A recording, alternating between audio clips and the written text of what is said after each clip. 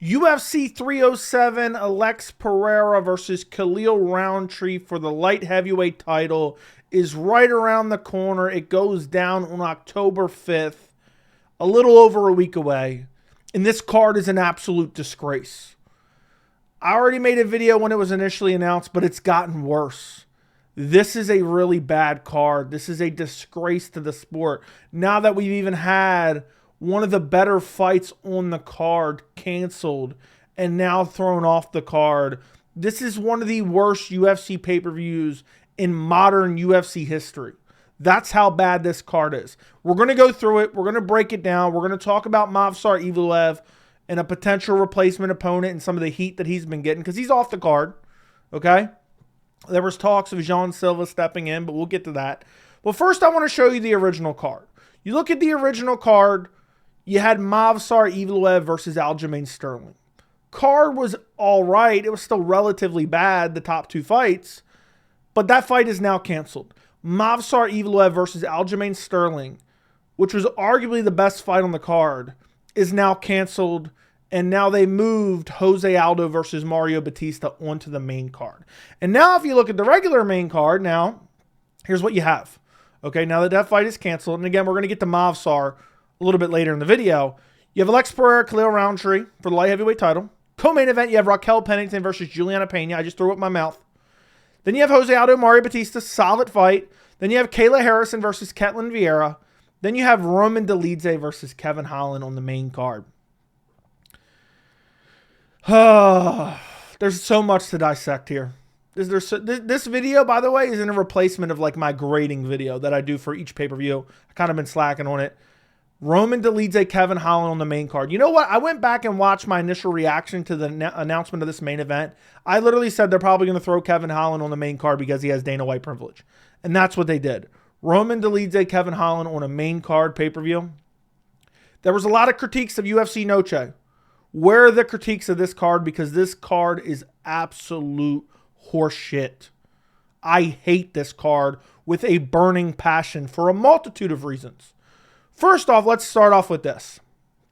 Alex Pereira, Khalil Rountree for the light heavyweight title. In what universe does Khalil Rountree have earned a title shot? You guys tell me that. You tell me that. Oh, he beat Anthony Smith and made him do a spinneroonie. Oh, he beat Chris Daukaus. Is Chris Daukaus even in the UFC anymore? Oh, he beat Dustin Jacoby by split decision. Arguably lost that fight. Most people thought it was a robbery. Oh, he beat Carl Roberson. Oh, he beat Modestas Bukauskas. Oh, what a hell of a 5-fight win streak that is. And listen, I never want to hear Dagestani privilege ever again unless Khalil Rountree is Dagestani. Because Magomed Ankalaev is the true number one contender. 19-1. 12-fight unbeaten streak, and his resume is just so much better in general. You know, say what you will. Oh, his last win was against Johnny Walker. Johnny Walker was like ranked in the top 5, top 10 when he beat him. And guess what? Johnny Walker, well, what else does Johnny Walker might have fought Khalil Rountree too. What happened there? Oh, he starched out Khalil Rountree. Okay, so you go down his resume. Arguably the uncrowned champ, Magomed Ankalaev. He beat Jan Blachowicz. Everyone knows it. It ended up being a split draw. Everyone knows Ankalaev won it. That was for the vacant belt. He should have been the champion. Okay, he beat Anthony Smith. Beat him far better than Khalil Rountree did. Anthony Smith was tagging Khalil Rountree in that fight. Beat Thiago Santos. Beat Volkan Ozdemir. Beat Nikita Krylov. Beat Iwan Kutalaba. Now, Iwan Kutalaba is not that great of a win, but you know what? You compare it to Khalil Rountree, who got starched by Iwan Kutalaba. So, I don't want to hear it. 12-fight unbeaten streak. Now, we're going to come back to the rest of the card in a second, but I just want to talk about the main event. This main event is a disgrace to the sport. And you have people cheerleading this because they are anti-Dagestani fighter. They're like, oh, Magomed Ankalaev getting skipped over. He's boring. He's boring? Do you even watch him fight? Or do you just look at the last name and automatically say he's boring? Which is crazy because at one point in time, people were calling Khabib Nurmagomedov boring. Arguably the most exciting fighter in the UFC ever, in my opinion. And people are cheerleading this. And this is the age of undeserved title shots. It's undeserved title shot after undeserved title shot after undeserved title shot. It's getting out of hand. Just off the top of my head, Sean Strickland skipped over Dricus du Plessis against Israel Adesanya. Okay? Colby Covington skipping over Bilal Muhammad to get a title shot. What a complete and utter disgrace that was. Marlon Chito Vera skipping over Merab to get a title shot at UFC 299. You know, you can use Israel Adesanya skipping over, I guess, not really skipping over anyone, but Adesanya didn't deserve it against Strikas. I said that. People say, Joe, you defended it. No, I just said there was no clear-cut number one contender. So at least in the case where there's no clear-cut number one contender, that's one thing. But now it's like every other fight's just an undeserved title shot. We are getting more undeserved title shots than earned title shots nowadays. And for the people laughing about Magomed Ankalaev getting skipped over, there was no other excuse than you were either, there's two excuses. You either are a family or friend of Khalil Rountree, or you hate Dagestanis because you're just biased against any Dagestani fighter, whether it's because of where they're from or their religion. And let me tell you this. John Jones, Stipe Miocic is universally hated by the MMA community. It's your guys' fault. You guys let this slide, and you guys let Dana White get away with this absolute disgrace of a card here. By the way, the card's shit, but the main event is a part of what makes it really dog shit. And you guys cheerlead Khalil Rountree getting the title shot. By the way, he's coming off a positive test. He's self-reported, but as you know, there could be holes in that. It is what it is. But he tests positive. His win streak is unimpressive. He arguably robbed Dustin Jacoby, who's literally basically a scrub 2 fights ago. And you guys are jumping through hoops to justify him getting a title shot because he's more exciting than Magomed Ankalaev, who's on a 12-fight unbeaten streak, arguably the uncrowned champ. There's no other excuse than they're protecting Alex Pereira. And you know, Alex Pereira, people hype him up and oh, he's got such a great resume. And I got a lot of shit for this before. You could make the case Magomed Ankalaev's resume is better than Pereira's. I know he's the champion. Oh, he beat Yuri Prochazka on short notice. Oh, God, that's so great. Oh, he beat Jamal Hill on short notice coming back from an Achilles injury. Oh, he beat Yuri Prochazka coming back, you know, kind of a quick turnaround. It wasn't a quick return, but his timeline got moved up a bit because the UFC needed him on this card, coming back from a catastrophic shoulder injury. Jamal Hill was never even really the champion. Oh, he beat old man Glover Teixeira. He beat Jan Blachowicz, got a robbery win against him. So, like, people are acting as if, you know, Pereira has some godly resume. No, he's beaten most guys on short notice coming back from catastrophic injuries. And whether or not that's his fault, we're not debating that. It's not his fault necessarily. But people are now justifying, like, oh, well, look what Pereira has on his resume. You could make the case Magomed Ankalaev's resume is better than his. Would he beat some of these guys? Sure. Would he beat Johnny Walker? Pereira would beat Johnny Walker for sure. He robbed Jan Blachowicz. Jan Blachowicz got a robbery draw against Magomed Ankalaev. You know, would he beat Anthony Smith? Sure, he would beat Anthony Smith. But my point is, Magomed Ankalaev's resume is comparable at light heavyweight to Pereira's. Okay, and I know people are going to go crazy about that. Oh, Joey, how could you even say such a thing? Stop acting like Yuri Prochazka and Jamal Hill are great wins. Okay, Jamal Hill's latest win before he lost to Pereira was his brother at the Thanksgiving table. Okay? Yuri Prochazka is wild and crazy. Early stoppage first fight. Coming back from a catastrophic injury. I'm just saying, the main point I'm trying to make here is you can pick apart anyone's resume and shit all over anyone's resume. Okay? It should be Pereira versus Ankalaev, not Khalil Rountree, whose resume doesn't even hold a candle to either of those guys. Either of those guys. But that's not it, because this isn't about just the main event alone, okay? We have Raquel Pennington versus Julianna Peña. Every time I hear that fight, I want to throw up in my mouth. Julianna Peña fighting for the bantamweight title. That couldn't possibly be another undeserved title shot, could it? Oh, yes, it is. The last time she got a win was in 2021. That's the last year that Stipe Miocic fought, was in 2021. She lost to Amanda Nunes in July of 2022, got embarrassed, absolutely humiliated and dominated, and now she's coming back 2 years later to fight for a title.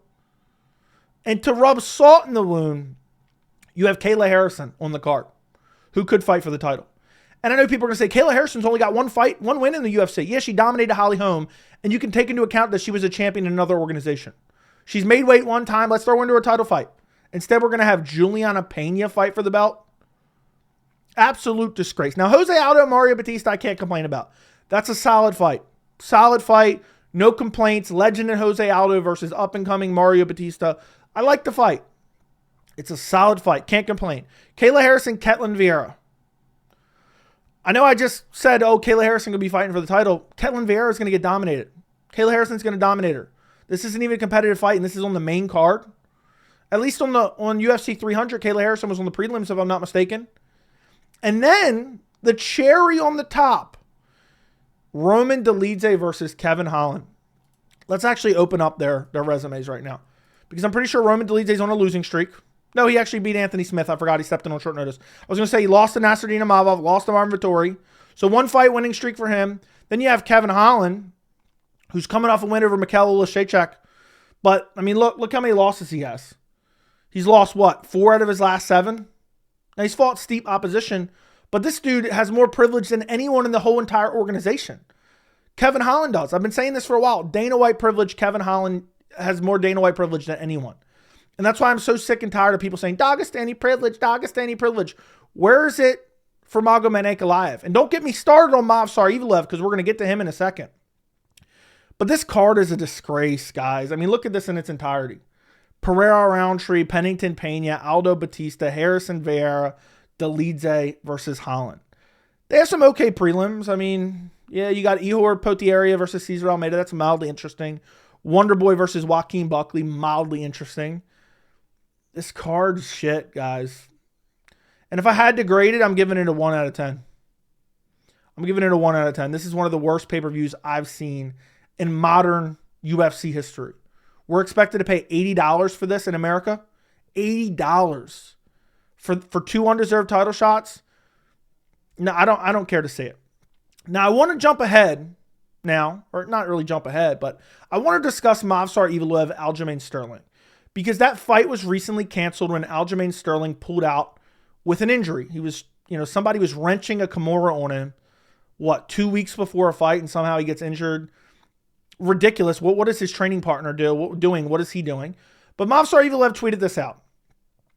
A lot of people say they want to fight me on the internet, but if you really want to fight me, call the UFC and I will fight you. Make 145 pounds and it's a go. And I know you are more dangerous than Sterling, but if you want to be a champion, if I want to be champion, I have to beat everyone. Round of applause. Movsar Evloev said, I'll fight anyone. If you want to be champion, you got to beat everyone. Jean Silva, who I actually really like, who's a very promising prospect, then came back and basically said he'll fight him in November. He can't fight him in October, but he'll fight him in November. Movsar Evloev was off the card. People are acting as if Movsar Evloev ducked Jean Silva. They're acting as if Evloev, they're like, I've seen people saying, yeah, give him the Makayev treatment. Let's get rid of him from the organization. Movsar's boring. What? And he also even posted, I will fight anyone. Call the UFC if you're interested. This is exactly who we should want on fight cards, okay? He's willing to fight anyone and everyone. And what disgusts me about this whole Movsar Evloev situation is taking dangerous opponents on short notice is basically a lose-lose when you're a top-ranked fighter. Because Movsar Evloev took on Diego Lopez on a week's notice. Literally dominated him except a couple submission attempts from Diego Lopez where Joe Rogan screamed, it's close, he's in danger, he's in real danger here, he's in real trouble here. And then people act as if Diego Lopez somehow won. Now people somehow use that fight against him when that fight wasn't boring at all. The Arnold Allen fight wasn't boring at all. And now people are somehow hating on Movsar, and you want to know why that is? Because they want to hate on him because he's Dagestani. That's why. I hate to break it to you guys. He beat the dog shit out of Diego Lopez. I'd love to see that rematch. Diego Lopez, give him a full camp. I suspect it'll be no different. Movsar would beat him again. That's why Diego Lopez doesn't want that fight. Okay, people could say, oh, well, he asked for it and he begged for it.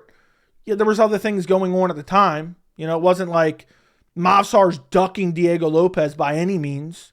He takes Diego Lopez, he beats him. He gets no credit for beating a dangerous Diego Lopez, who's now ranked in the top 5. He's ranked ahead of Movsar, by the way. Gets no credit for that. Then when he's willing to take on Jean Silva, an absolute dangerous 145er who isn't ranked, unless he recently got ranked, which I don't think he did. He's willing to take on him, and Jean Silva isn't ready. He says, oh, I'll fight you in November. So he gets pulled off the card, and people act as if he ducked Jean Silva now. The MMA fans are delusional.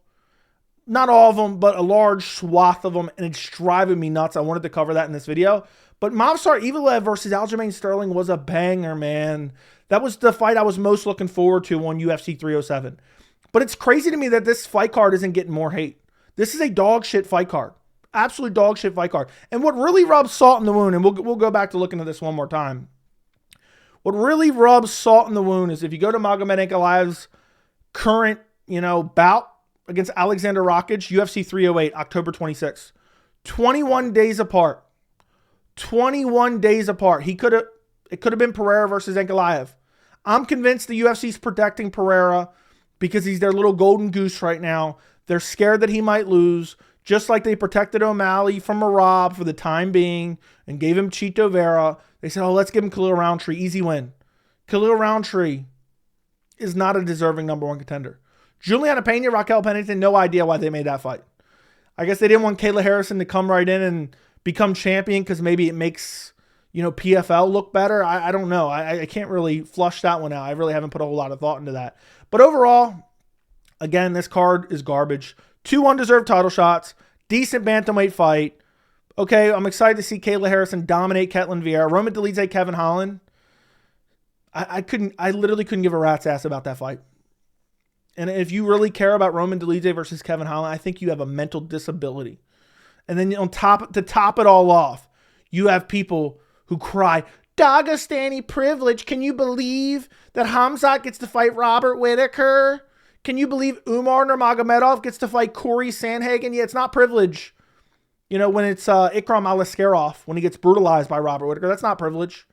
But, somehow they're privileged, even though Khalil Rountree is getting a title shot over the rightful #1 contender in Magomed Ankalaev, who could be the uncrowned light heavyweight champion. Overall, I give this card a 1 out of 10. It is a disgrace to the sport. It is a travesty. And you may enjoy this now. You may be one of those people who doesn't like Magomed Ankalaev and call him boring, even though he's not boring and has plenty of finishes. And he's not even a grappler. He's primarily a striker. But there's going to be times where you let this slide and it's a slippery slope. You're to blame for the reason that Stipe Miocic is getting an undeserved title shot. If you didn't like Adesanya getting a title shot, you're to blame for Adesanya getting a title shot. It's getting worse and worse, boys. It's getting worse and worse. And it's getting to a point where it's nothing more than a popularity contest. And I'm really getting sick and tired of it. I'm not looking forward to UFC 307. I'm going to make a video about UFC 308 soon because I absolutely love UFC 308. And we need something positive. I can't wait for that card. Ilia Topuria, Max Holloway. The card is absolutely stacked. But let me know what you guys think of 307. Let me know down in the comments. Like the video, subscribe to the channel, and thank you so much for watching.